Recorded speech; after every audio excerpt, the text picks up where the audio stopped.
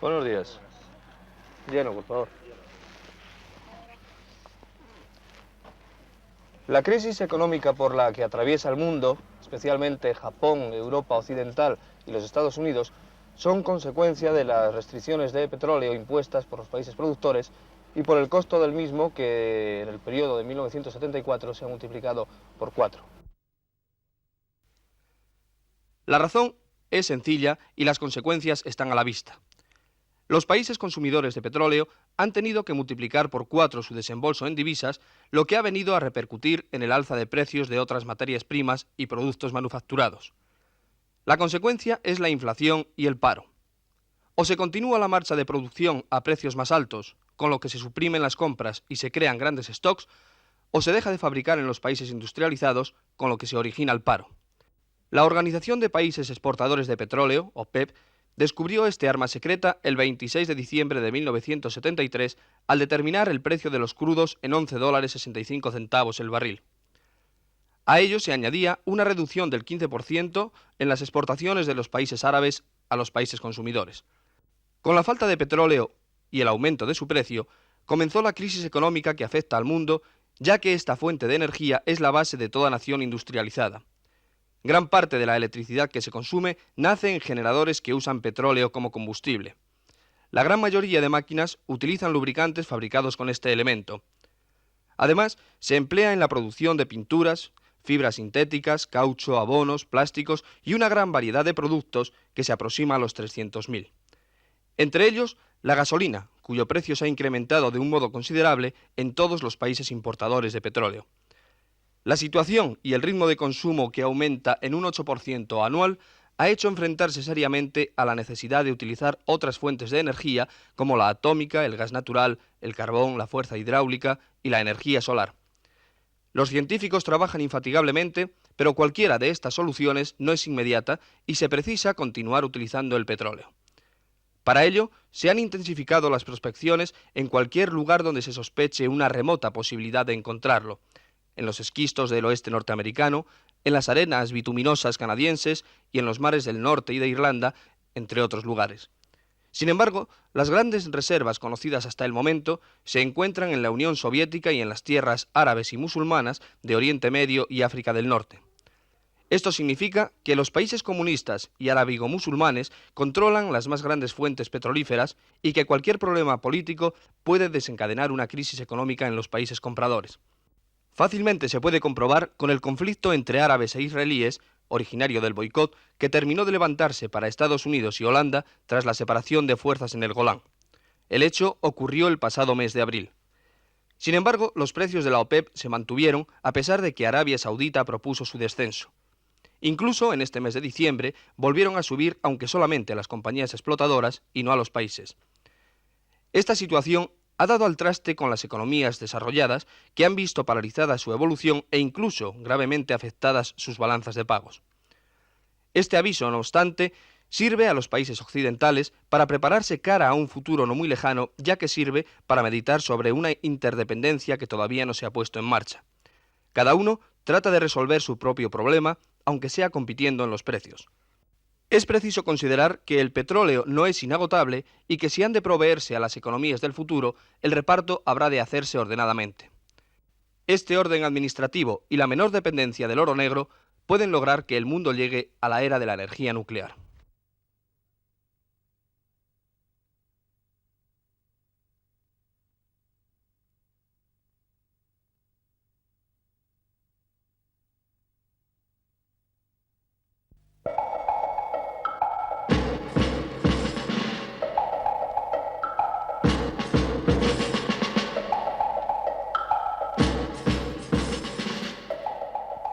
También el Club de Fútbol Barcelona pisó fuerte en 1974. Hacía 14 años que no conseguía un campeonato de liga. Comenzó el torneo con rotundos descalabros. Hasta la fecha ha realizado un equipo de fútbol español. El Barcelona con Cruyff vio pasar varios meses sin conocer la derrota. Y al final, el soñado campeonato de liga. Junto a la alegría del título nacional y su marcha ascendente en el torneo europeo de campeones de liga, los azulgranas han celebrado también, en este año que termina, el 75 aniversario de la creación del club.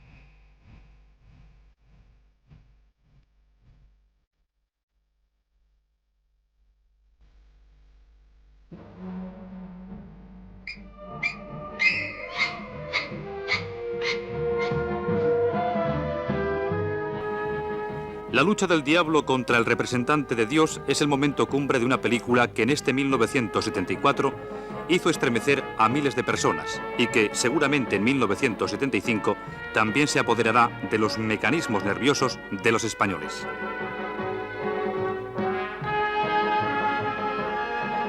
El exorcista, protagonizada por una niña de 14 años, asombró a los americanos. Fue estrenada en Nueva York poco después de la Navidad y a pesar de las advertencias de la productora de no recomendar el espectáculo a personas extremadamente nerviosas, los locales de cine se han llenado una y otra vez.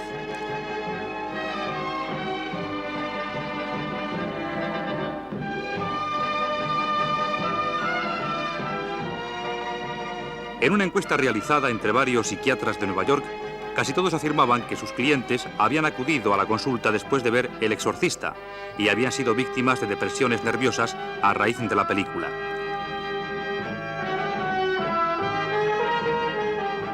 El terror, el tema diabólico, estuvo representado por esta película que seguramente marcará una etapa en la historia del cine.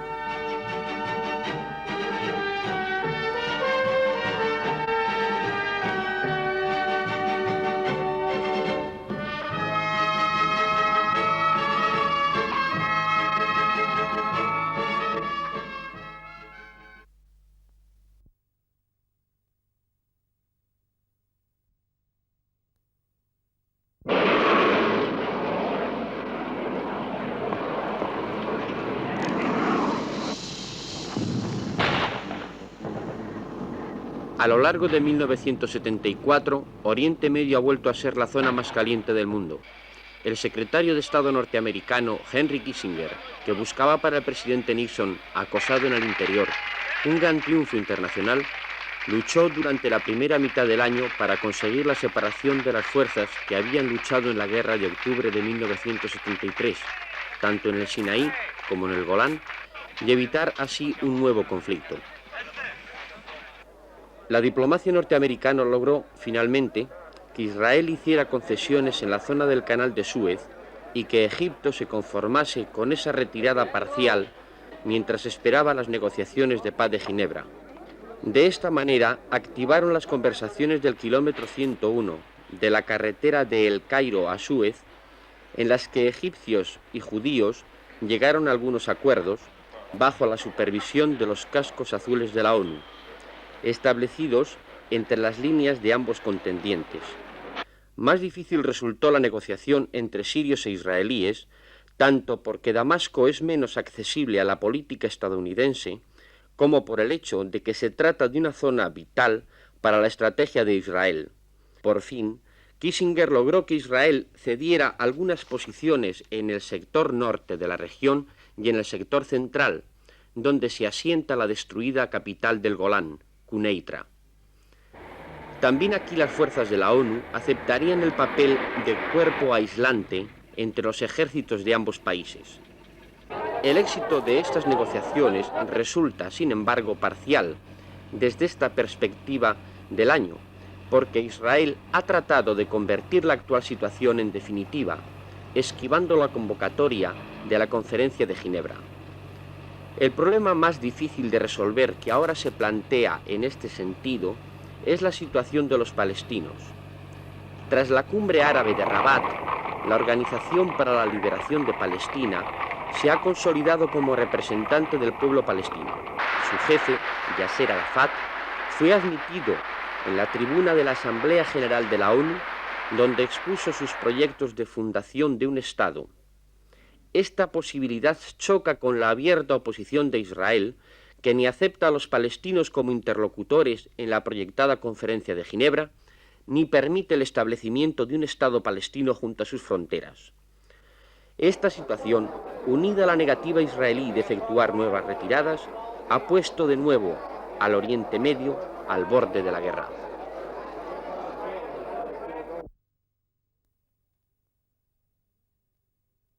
Bueno, pues la temporada pasada no pude hacer mucho, puesto que me dieron el carné un poco tarde, pero en fin, decidí venirme a Sevilla y torear unos 10 festivales para recalentamiento, digámosle, y prepararme vista a la próxima temporada.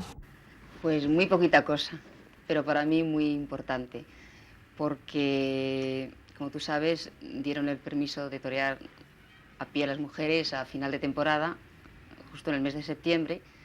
Entonces yo he debutado el día 8 de septiembre, he toreado hasta la fecha 8 festejos, he vivido un mundo lleno de emociones, de muchas cosas me han pasado, hasta he estado en el sanatorio de toreros y, en fin, no sé, ya te digo, tengo muy poco historial, pero muy emocionante. ¿Qué piensa hacer para la temporada próxima? Pues pienso, por supuesto, la temporada próxima para mí es como muy importante. Pienso haber aprendido mucho en este tiempo, ya que yo me estoy entrenando todos los días, estoy en el campo, estoy viviendo ahora en Andalucía. Ya te digo, quiero torear pues todas las novilladas posibles, sin picadores, hasta que yo me crea capaz de torear con picadores, es que me siento capaz de hacerlo, y aprender mucho y hacerlo lo mejor posible. Pues si Dios quiere, pienso torear en febrero, debutar con picadores, en Marbella. ¿Tienes alguna cicatriz? Sí, tengo 3. ¿Dónde? Una de ellas me la dieron en América, en el vientre, y las demás en la ingle y partes más o menos escondiditas. Sí. ¿Sí? Sí, tengo, sí. ¿Piensas hacerte la estética? Debo de hacerme la estética porque las mujeres tenemos un problema de quiloides, ¿no? Por lo visto en la piel, y entonces las cicatrices no adornan demasiado. O sea que ahora de momento no, pero más adelante sí. Ángela Hernández es quien ha luchado por obtener el permiso para que las mujeres toreen, y ahora le sorprende que el trofeo a la popularidad le haya sido otorgado a Alicia Tomás. Es cierto, y la primera sorprendida he sido yo, porque yo creo que de haber ganado el trofeo, creo, ya no juzgándome a mí, sino creo que el trofeo se debía de haber ido a manos de Ángela, porque creo que es la única mujer que ha luchado de verdad por conseguir esto conjuntamente con mi abogado. Pero vamos, si los trofeos se compran o se ganan por amistad, pues me parece muy bien ganado. ¿A quién se lo han dado? Eso dice Ángela, qué bonito. No, yo reconozco que es cierto, ella ha luchado para que las mujeres toreáramos a pie. Esto no se le puede negar porque así es. O sea que hay que agradecérselo. Pero luego ocurre la realidad, ¿no? Y es que el que pueda más, pues hacia adelante, ¿no? Esta profesión es muy dura y muy difícil. Y claro, lo importante, ya que te metes en ella, es intentar torear lo máximo posible, hacer lo mejor posible y en fin, y ganar, llegar el primero en la carrera, ¿no?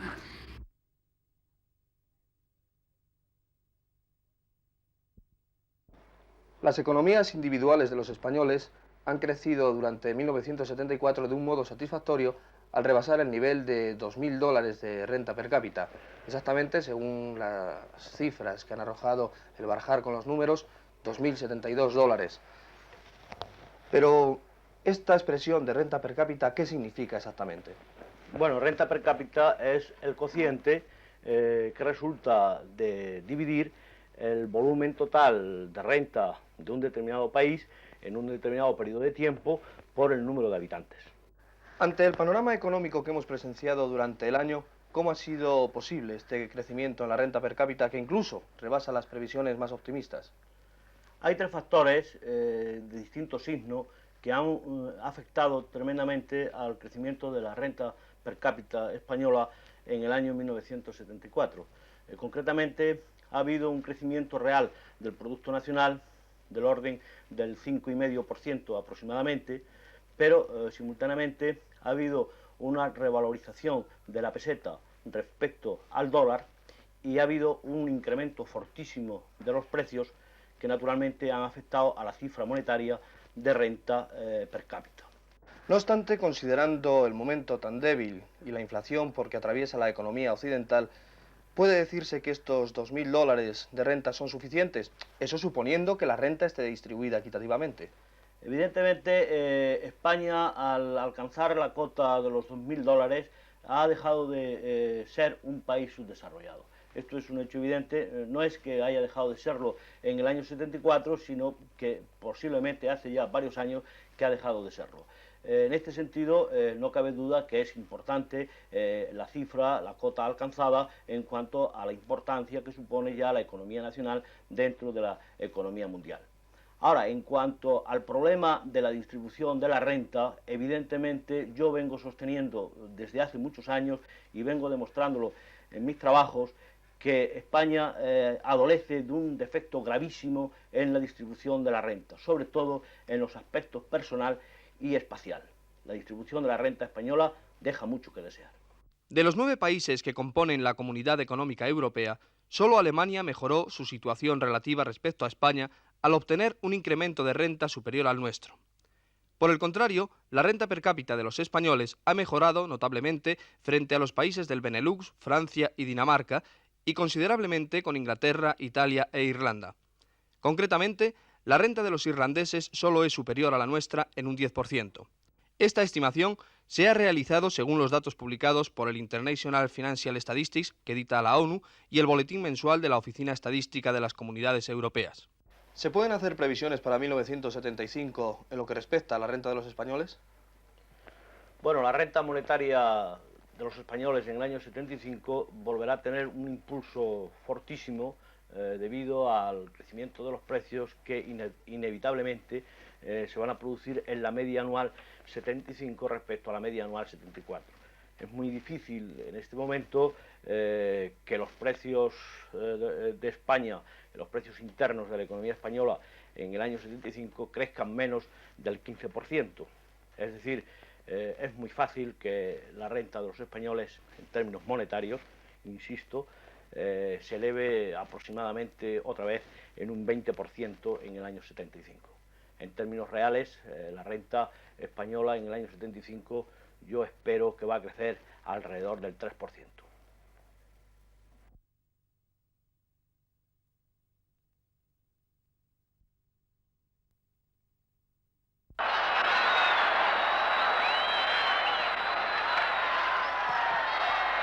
El 20 de noviembre, Iríbar, guardameta de la selección española de fútbol, igualaba en Glasgow, frente al conjunto escocés, el récord de Zamora, 46 veces internacional.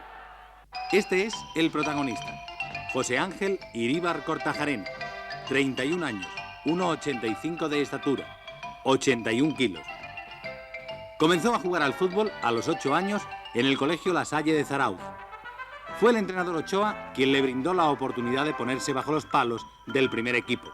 Era la temporada 1963-1964. Hace pues ahora 10 años. El día de Glasgow, muy pocos aficionados apostaban por una victoria de la selección española. A los pocos minutos de iniciarse el partido, los escoceses ya habían perforado la meta de Iríbar y se pitaba un penalti contra el equipo español. Iríbar, intuyendo la trayectoria del balón en un alarde de reflejos, detenía el esférico y conseguía para su equipo una inyección de moral decisiva para la victoria española. Iríbar siempre se ha negado a hablar de sus cualidades como guardameta. Sin embargo, Zamora, cuyo récord ya está igualado, nunca se opuso a glosar las facultades deportivas del portero de nuestra selección. Un gran portero, como es Iríbar, un hombre que por su continuidad ha demostrado poseer unas grandes cualidades, ocupe el lugar que yo he ocupado hasta la fecha, es decir, el de batir un récord.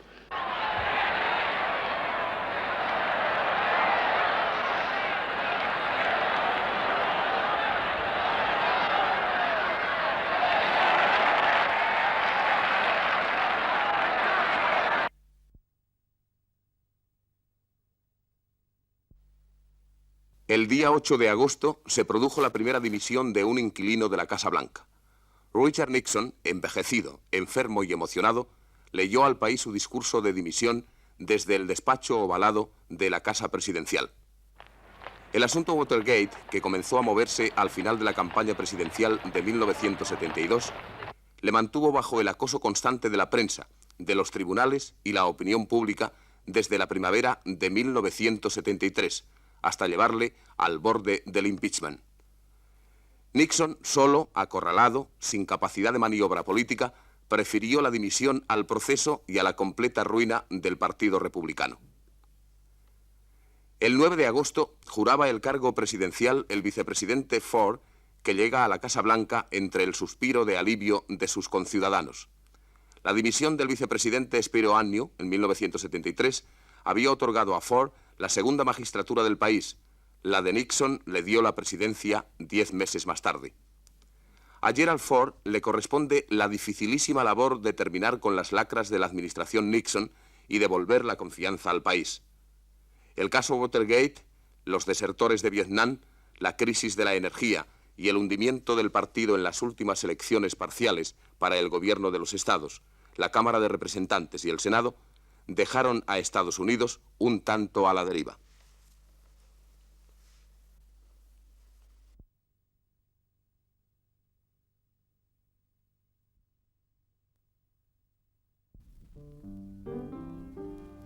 En contra de la imagen tradicional que nos pide para un músico de jazz una infancia pobre, a ser posible en las plantaciones del delta del Mississippi, o al menos en algún gueto urbano, Edward Duke Ellington nació casi con el siglo en el seno de una familia relativamente acomodada.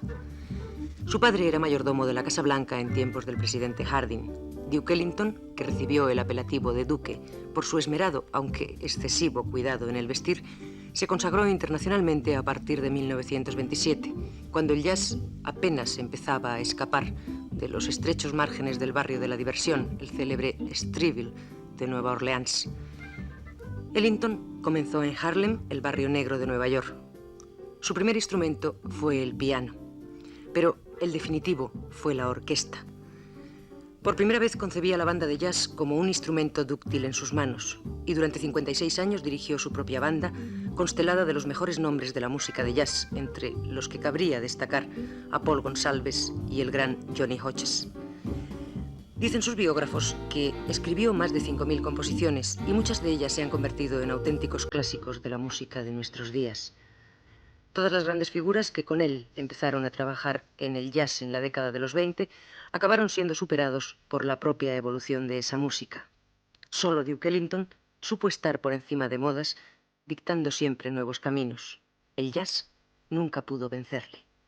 Tuvo que llegarle la muerte el pasado 24 de mayo para que su enorme creatividad dejara de producir obras maestras.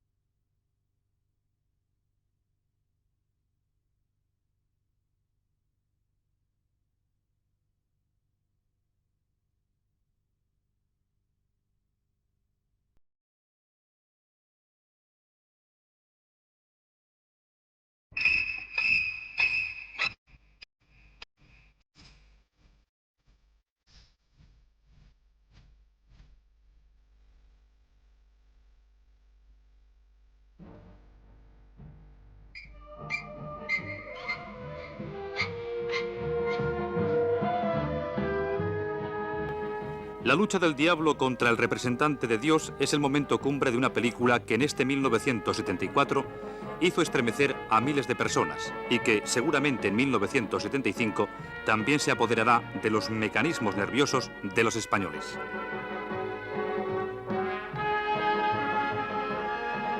El exorcista, protagonizada por una niña de 14 años, asombró a los americanos.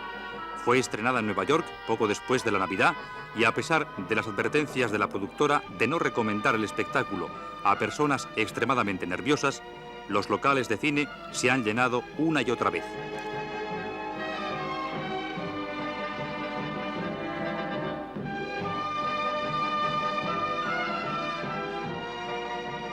En una encuesta realizada entre varios psiquiatras de Nueva York, casi todos afirmaban que sus clientes habían acudido a la consulta después de ver El Exorcista y habían sido víctimas de depresiones nerviosas a raíz de la película.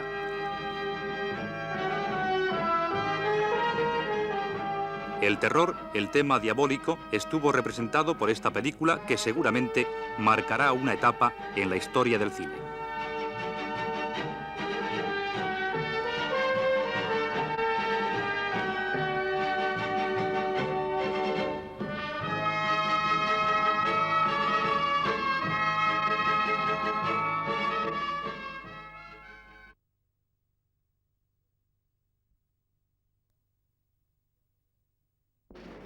El ama de casa, como administradora de la economía familiar, ¿ha conseguido durante 1974 ahorrar o ha tenido que echar mano de ahorros anteriores para nivelar su presupuesto?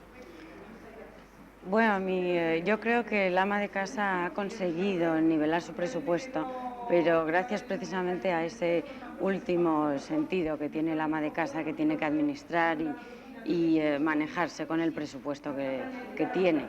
Pero realmente creo que para el ama de casa este año 1974 ha sido mucho más difícil que otros años y que le ha costado mucho más mantener ese presupuesto familiar. Los precios han subido muchísimo, el aumento del índice de vida es de un 16% y sin embargo posiblemente en los productos alimenticios el aumento ha sido mayor. O sea que el ama de casa ha tenido muchas dificultades para mantener el presupuesto. Lo que nunca comprenderá el ama de casa es ese tanto por ciento con el que mensualmente se encuentra, en el que estadísticamente se le indica cuánto ha gastado más que el mes anterior. Si se le dijera, y lo decimos, que durante 1974 este índice, el del coste de vida, subió algo más de un 16% frente a un 26% correspondiente a los salarios, no cabe duda que pondrán el grito en el cielo. Sin embargo, la representatividad de este índice es la marcada por las estadísticas y digna de todo crédito. Es, por tanto, optimista, aunque parezca lo contrario. Sin duda alguna, en el balance de 1974 constan como favorecidos los asalariados en términos generales, en situación neutral los pequeños comerciantes e industriales y como perjudicados los agricultores autónomos, afectados además por la gran sequía que España padece, los jubilados y los grandes empresarios en general. No obstante, aunque los trabajadores por cuenta ajena han salido este año más favorecidos que las empresas, debido a los aumentos salariales y utilización de convenios colectivos, la psicosis se ha manifestado en la cesta de la compra. Aunque existen medidas antiinflacionistas para controlar y garantizar el precio de los productos, el ama de casa ha visto impotente la escalada continua en muchos artículos de primera necesidad. Incluso el tabaco, no incluido en la cesta de la compra, pero sí en el presupuesto diario del hombre y de la mujer, se ha visto afectado hasta en un 25% en algunas labores. 1974 ha sido el año de las sorpresas en el mercado. Afectó la subida al pan, aunque nadie quiere comerlo por aquello de la esbeltez física.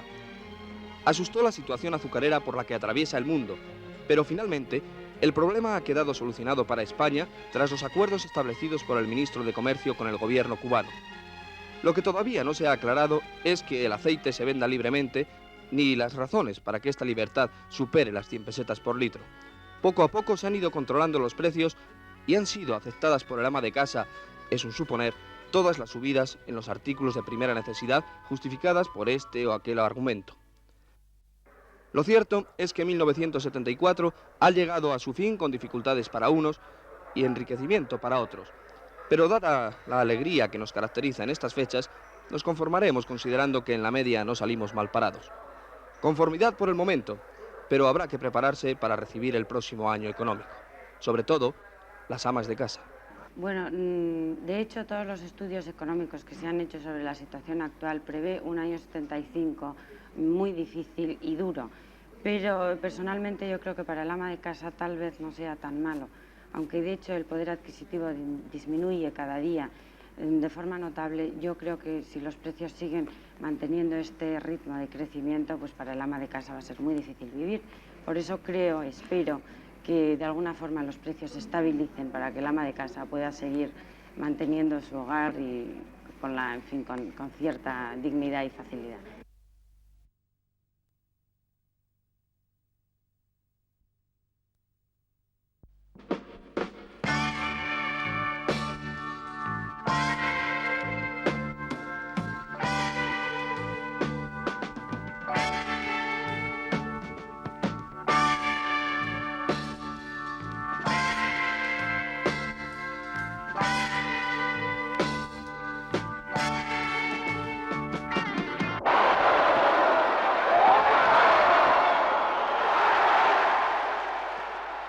¿Recuerdan ustedes estas imágenes? Efectivamente, no pertenecen a 1974. Corresponden al encuentro que nuestra selección de baloncesto disputó frente a la de la Unión Soviética en Eurobásquet 73. Para el conjunto español supuso la victoria el subcampeonato de Europa. Hubo muchos aficionados que calificaron aquel triunfo como algo fortuito. Habría que esperar a los campeonatos del mundo, celebrados en julio de este año en Puerto Rico, para calibrar si nuestra selección, que dirige Díez Miguel, era un conjunto fuerte o su medalla de plata en los campeonatos de Europa fue algo más que una sorpresa. Y en julio, la incógnita se despejó. La selección española de baloncesto se clasificaba en quinto lugar entre las 138 afiliadas a la FIBA. La prensa especializada destacó este triunfo como el más sonado de cuantos a nivel internacional ha conseguido el baloncesto español.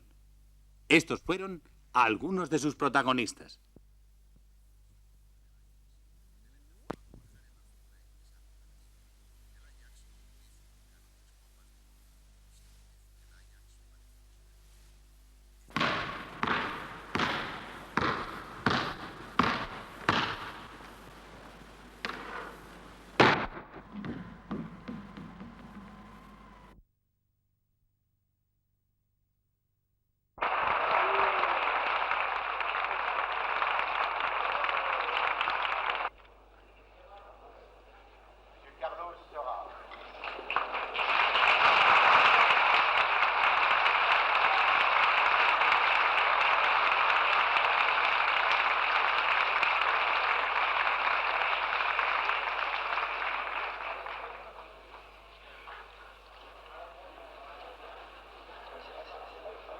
La prima Angélica, una producción de Elías Querejeta, le valió a Carlos Saura el premio a la mejor película extranjera en el Festival de Cannes.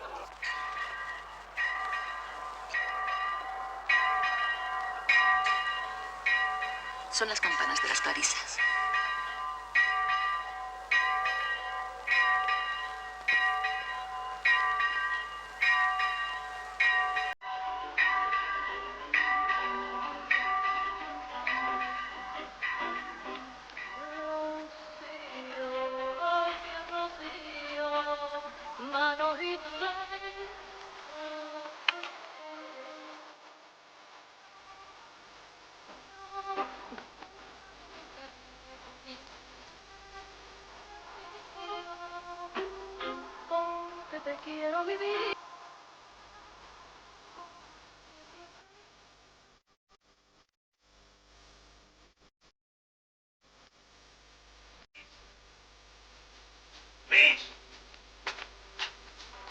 Luis, ¿estás ahí? ¡Baja inmediatamente!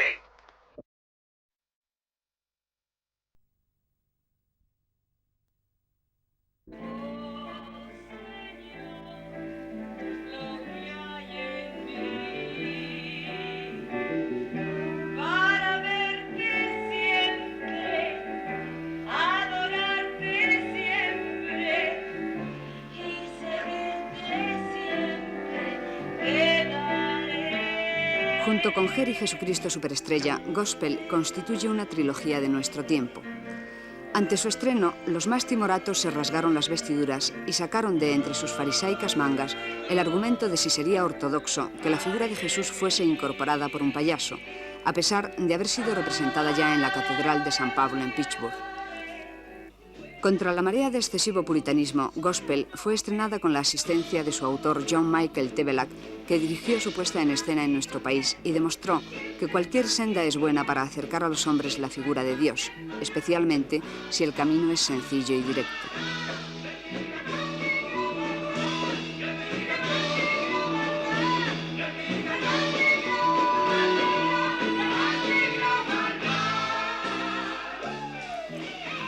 Gospel, que en inglés antiguo significa evangelio, es la tesis fin de curso de estudiante norteamericano de 23 años, John Michael Tebelak.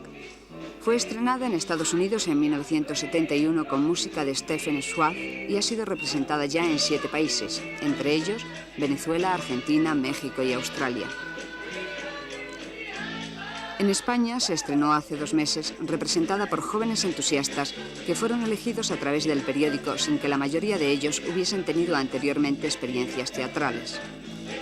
Jóvenes que día a día demuestran cómo a través de la música y la risa se puede hacer llegar al público la parte gozosa del Evangelio según San Mateo.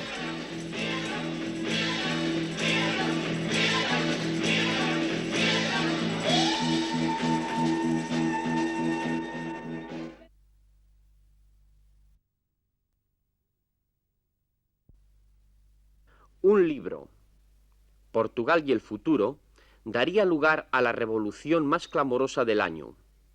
Esta obra, escrita por el general Antonio de Espínola, héroe portugués de la guerra colonial, serviría de catalizador para el descontento reinante entre la oficialidad del ejército lusitano.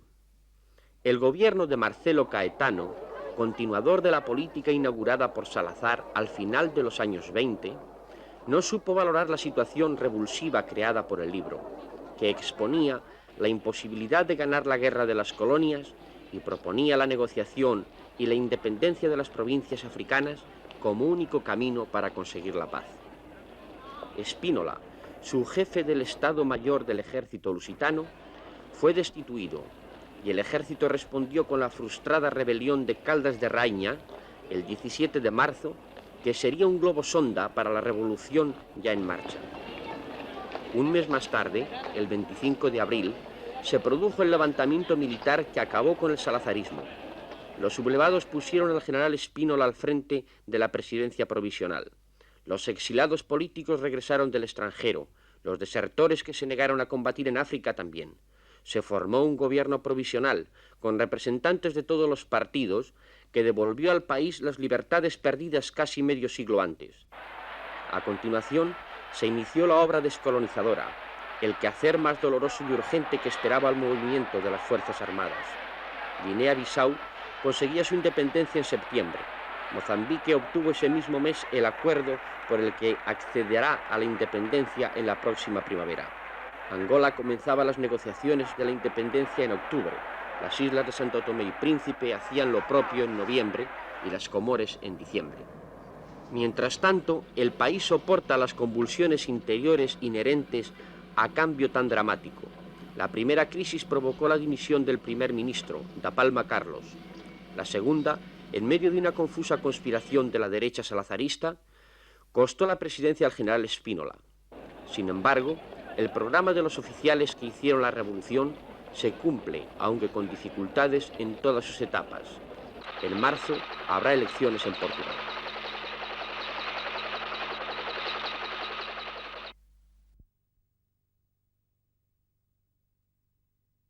La moda Gatsby vino primero.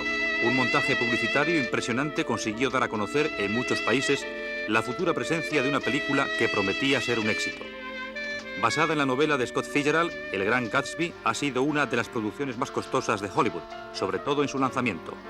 11 millones de dólares se invirtieron en la película y 6 millones en la publicidad. En total, unos 1.000 millones de pesetas. Al final, solo ha sido negocio en Estados Unidos, Australia, Argentina y España. En los demás países, donde se ha proyectado, ha sido un fracaso.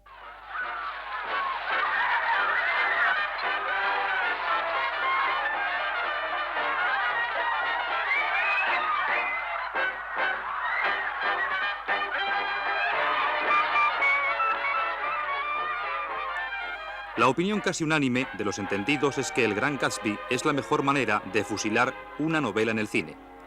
La cinta no ha tenido el éxito que sus productores esperaban, y la moda Gatsby ha tenido, sin embargo, todo el éxito que los comerciantes, acaso, no sospechaban.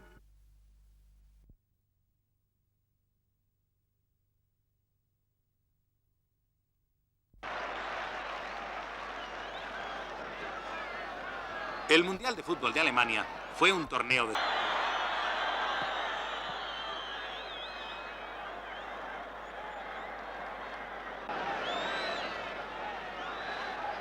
Y por fin, la gran final entre los equipos de Alemania Federal y Holanda.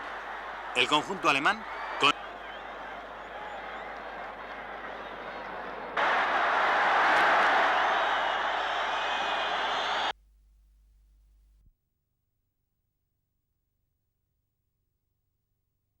I'm ready to go anywhere, I'm ready for to fade into my own parade. Cast your dancing spell my way, I promise to go under it. El día 3 de enero, y con Chicago como escenario, Dylan comenzaba su gira monstruo con The Band, el gran grupo canadiense que abarcaría 21 ciudades y 39 conciertos. Las cifras son locuaces por sí solas. 700.000 espectadores pudieron verle en persona y más de 10 millones de solicitudes de entradas tuvieron que ser rechazadas por haberse agotado las localidades. El beneficio bruto de la gira superó los 5.000 millones de pesetas. Y era lógico el interés, porque tras la célebre gira de 1966, también con The Band, que le llevó a Suecia, Australia, Francia, Inglaterra y Estados Unidos, solo se habían producido 3 presentaciones personales de Bob Dylan. La primera en 1968, con motivo de un concierto en memoria de su maestro, el gran Buddy Guthrie. El año siguiente cobró más de 2 millones de pesetas por cantar 30 minutos en la isla de White. Y en 1971 surgió inesperadamente junto a George Harrison, Ringo Starr y Leon Russell para recaudar fondos con destino a Bangladesh. La vuelta de Dylan, en una gira que abarcó los 2 primeros meses del año, ha sido, sin duda, la gran noticia musical de 1974.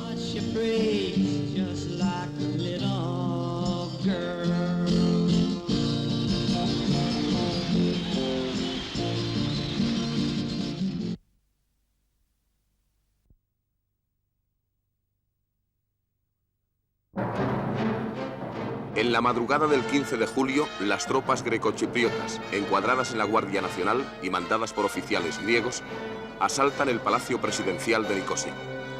El arzobispo Makarios pudo huir durante la refriega, pero sus tropas leales fueron arrolladas por los sublevados. El arzobispo abandonó la isla. Nikos Samson, antiguo miembro de la EOK, fue nombrado presidente. El cambio provocó una elevadísima tensión entre las comunidades turca y griega de la isla y levantó en Turquía graves amenazas de invasión si no se restablecía inmediatamente el estatus anterior al derrocamiento de Makarios. Ankara acusaba a Atenas de haber promovido el golpe y Gran Bretaña iniciaba una mediación entre ambas capitales que no llegó a resultado positivo alguno. El sábado 20 de julio, las tropas turcas comenzaron a desembarcar en las playas del norte de la isla y en cuestión de horas llegaban al centro de Nicosia. Las Naciones Unidas consiguieron diversos altos el fuego que en uno u otro momento resultaron violados.